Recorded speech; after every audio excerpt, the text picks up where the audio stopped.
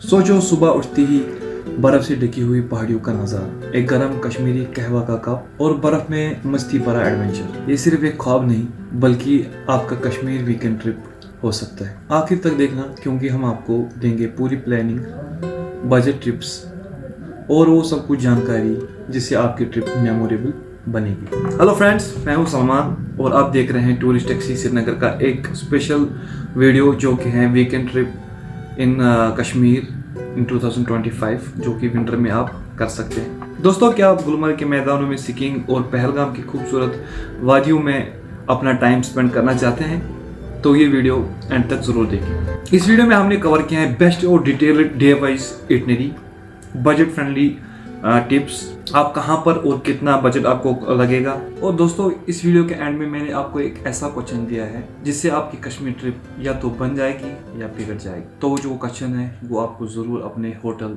या अपने tour agent से पूछना है। सो गाइस, अब हम शुरू करते हैं हमारा जो ये टूर प्लान है। फर्स्ट जो है हम आपको परफेक्ट वीकेंड इटनरी बताएंगे, डे वाइज और टाइम वाइज आप क्या क्या एक्टिविटीज और कहां पर जा सकते हैं। तो डे 1 पे आपका अराइवल होता है श्रीनगर एयरपोर्ट पे, या अभी 25 जनवरी को ट्रेन भी आने वाली है तो या आपका अराइवल होगा श्रीनगर रेलवे स्टेशन पे। वहां से आप अपने होटल में चेक इन करके अपना लगेज वगैरह चेक इन करके थोड़ा सा रेस्ट करके आप जो है फ्रेशन अप होके आप निकल जाते हैं श्रीनगर लोकल साइट सीन के लिए, जिसमें आप डल लेक जा सकते हैं जहां पर आप शिकारा राइड कर सकते हैं और मुगल गार्डन जा सकते हैं, ओल्ड सिटी या डाउनटाउन श्रीनगर में भी आप जा सकते हैं। सो अब हम आते हैं डे 2 पे जो कि आप जाने वाले हैं गुलमर्ग, जो द स्नो पैराडाइज आप कह सकते हैं। श्रीनगर से बस 2 घंटे दूर आपको मिल जाता है दुनिया का सबसे खूबसूरत जगह जो आपको एक ड्रीम डेस्टिनेशन आपको लगेगा।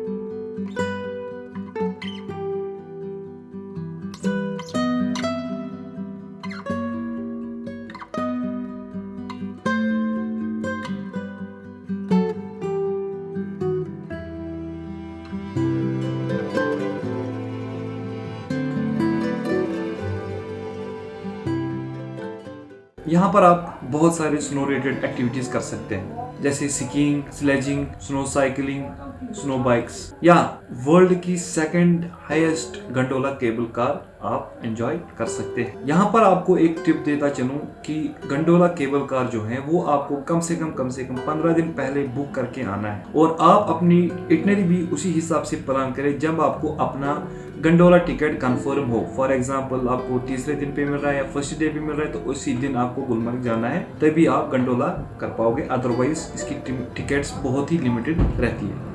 सो गाइस, अब हम आते हैं हमारे डे 3 पे जो कि आप जाने वाले हैं पहलगाम, जिसे द वैली ऑफ शेफर्ड्स भी कहा जाता है। सो गाइस, पहलगाम पहुंचते आपके पास 2 ऑप्शंस मिलेंगे साइट सीइंग। जो फर्स्ट है वो एबीसी वैली है जिसे औड वैली, बेता वैली और चंदनवाड़ी भी कहते हैं। वहां पर आप जा सकते हैं पहलगाम की लोकल यूनियन टैक्सी में। और जो सेकंड ऑप्शन है वो है हॉर्स राइड टू बाइसरन, न्यूजीलैंड, दबियन और दोनों वैली का। ये दोनों साइट सीइंग कवर करके आप वापस आएंगे श्रीनगर। डे 4 पे आप जो है श्रीनगर में अपनी local shopping, local markets visit करके आप अपनी जो है वापस अपनी फ्लाइट या ट्रेन ले सकते हैं और आपका ट्रिप यहाँ पर एंड होता है। तो ये रही आपकी इटनरी। अब हम बात करेंगे आपका जो बजट है उसका हम ब्रेक डाउन करेंगे। सो जैसा आप अभी स्क्रीन पे देख सकते हैं, आपका जो नॉर्मल अगर हम स्टे लें 2 स्टार कैटेगरी का होटल आपको 2000-3000 में मिल जाएगा श्रीनगर में, और अगर आप 3 स्टार कैटेगरी का होटल या हाउस बोट लेंगे वो आपको कम से कम 5000 तक मिल जाएगा पर नाइट का। सो हमारे पास 3 नाइट्स आते हैं तो हम मिनिमम कॉस्ट लेके चलते हैं 2500 इंटू 3 डेज, वो होता है 7500। उसके बाद आता है आपका ट्रांसपोर्ट कॉस्ट जो कि आपको अगर आप कपल हैं तो 2500 आपको पर डे का लग जाएगा, जो कि है आपके पास 4 दिन तो वो 10,000 होते हैं। फूड आपका कम से कम 1000 मिनिमम लेके चलते हैं दिन का, अगर आपको लगता है तो वो आपका 3 डेज का 3000 होता है। सो गाइस, अब बात करते हैं हम एक्टिविटीज के जो आपको एक्सपेंसेस आएगा। एक्टिविटीज में सबसे पहले हम कवर करेंगे गंडोला केबल कार, जिसका कॉस्ट आपको 1500 पर पर्सन का आएगा। अगर आप 2 पर्सन हैं तो आपको 3000 उसका कॉस्ट आएगा। अब बात करते हैं वहां पर गुलमर्ग में स्नो एक्टिविटीज करने का, जो स्कीइंग है, स्लेजिंग है या स्नो बोर्डिंग है या आप जो है स्नो बाइक्स का इस्तेमाल करेंगे तो उसका कम से कम हम मिनिमम से कॉस्ट है वो 10,000 आप उसके लिए रख ली। और उसके बाद पहलगाम की लोकल यूनियन कैब, क्योंकि आपको पता ही होगा एबीसी वैली हमारी कैब नहीं जाती है, वहां पर आपको वहां की लोकल यूनियन टैक्सी लेनी पड़ती है जिसका कॉस्ट आपको अराउंड 2350 रुपीज आएगा। और डल लेक में शिकारा राइड अगर आप करते हैं तो उसका कॉस्ट भी आपको अराउंड 1500 से 3000 तक आएगा। वो डिपेंड करता है आप कितने टाइम पीरियड और किस प्लेस तक जाएंगे, क्योंकि उसके अलग अलग साइट सीइंग ऑप्शंस आपको मिलेंगे, तो उसी हिसाब से वो आपको चार्ज करेंगे। अगर आपको याद होगा मैंने स्टार्टिंग में आपको बोला था कि मैं आपको लास्ट में एक ऐसा क्वेश्चन दूंगा जो आपको अपने होटेलियर से या आपके टूर एजेंट से पूछना है, जिससे आपका ट्रिप बन या बिगड़ सकता है।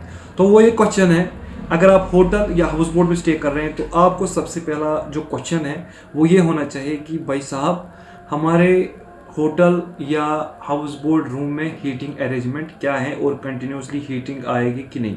क्योंकि हमने ऐसा भी एक्सपीरियंस किया है कि हमारे कुछ गेस्ट्स ने जिन्होंने खुद ऑनलाइन बुक किया है था, हमको उनको होटल से सुबह 6 बजे निकालना पड़ा क्योंकि उतनी ठंड उनसे बेयर ही नहीं हो पाई। So guys, this should be your main focus. Kashmir में आके आपको जो है ठंड का बहुत ख्याल रखना है। होटल्स में, गाड़ियों में वैसे आपको हीटर मिलेगा, जब आप साइट सीइंग करेंगे वहाँ पर आपको कहवा वगैरह भी मिलेगा, जिससे आप अपना बॉडी टेम्परेचर मेंटेन कर सकते हैं। So this is it for today's video guys. I hope आपको ये पसंद आया होगा। अगर आपको पसंद आया तो लाइक शेयर कमेंट ज़रूर कर देना। हम कभी नहीं ये बोलते सब्सक्राइब करना, लेकिन आप सब्सक्राइब भी करना, क्योंकि 95% आप लोगों में से सब्सक्राइब नहीं करते। सो मिलते हैं आपसे गाइज किसी और वीडियो में, तब तक के लिए tata bye bye see you. और यहाँ पर आपको जो है हमारे कुछ प्ले लिस्ट मिलेंगे जिसमें कश्मीर के मुताबिक और भी कुछ वीडियो है। Bye bye see you.